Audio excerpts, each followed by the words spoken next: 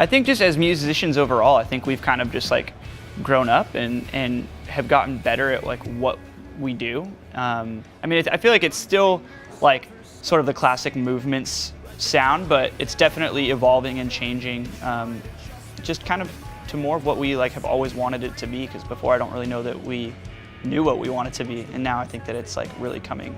It's sort of like coming into its own. Yeah, I think also like us working together and like really knowing each other's sound and being able to like have more of a cohesive input on every single person's part really like made this record come together and just have a better overall mature sound, because we were all able to like go and like pick apart each other's parts and like be open-minded to that, instead of someone just being like no, like this is it, like I don't want to change this part. So I think that was a huge thing on this record that made this record so awesome.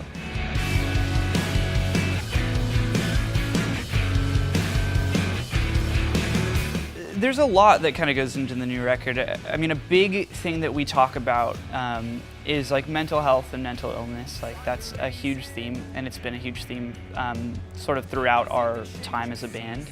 As the lyricist and as somebody who struggles with anxiety and depression and like OCD, like there's a lot of that I can't really like talk about in like my normal life, you know, like it's hard to like just open up and talk about that sort of thing. So I put a lot of that into my music, and that I guess creates like a pretty sad, like it's not very uplifting, you know, our message or whatever, but I think that our message is, you know, stuff that people need to hear.